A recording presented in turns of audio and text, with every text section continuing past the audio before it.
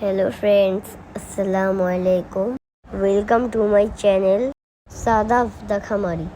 যে রাজহাঁসের বাচ্চাগুলো আপনারা দেখতে পাচ্ছেন, এটা 1 মাস আগের ভিডিও।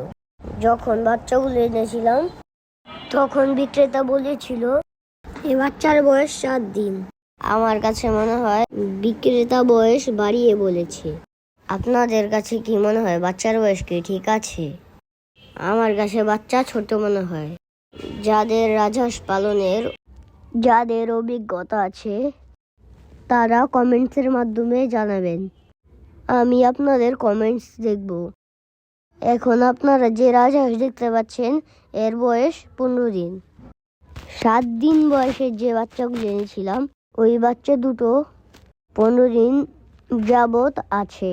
দেখুন আমার মুরগির বাচ্চাগুলোর সাথে রাজহাঁসের বাচ্চার কি সুন্দর বন্ধুত্ব হয়ে গিয়েছে। পাশেই আপনারা কোয়েল পাখির বড় খাঁচাটি দেখতে পাচ্ছেন। এই খাঁচার মধ্যে 500 কোয়েল পাখি পালন করছি। চলুন রাজহাঁসের বাচ্চার পরের আপডেট জানাই।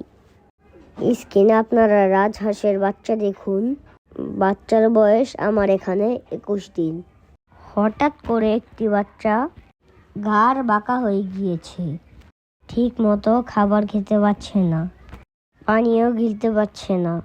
হঠাৎ করে একটি বাচ্চা অসুস্থ হতে আমি ভীষণ চিন্তায় পড়ে গেলাম। ভেটেরিনারি ডাক্তারের সাথে পরামর্শ করে ঔষধ আনিয়েছি।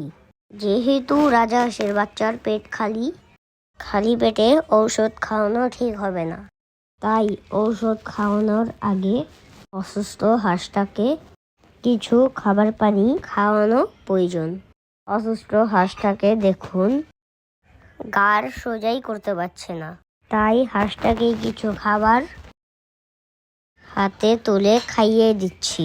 খাবার এবং ঔষধ মিশ্রিত পানি একসাথে নিয়ে বসেছি, মুখে তুলে খাওয়ানোর চেষ্টা করছি। ঘাড় বাঁকা রোগের জন্য কি ওষুধ খাওয়ালাম জানতে হলে কমেন্টস করবেন, এবং এই ওষুধ কাজ করলো কিনা তা জানতে অবশ্যই পরবর্তী ভিডিও দেখবেন।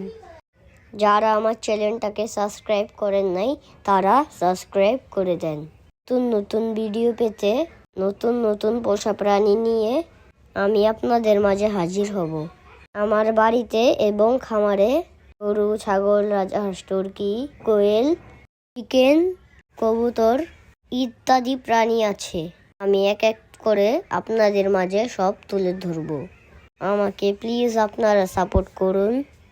আজ তাহলে রাখি, পরবর্তী ভিডিওর আমন্ত্রণ জানিয়ে আসসালামু আলাইকুম।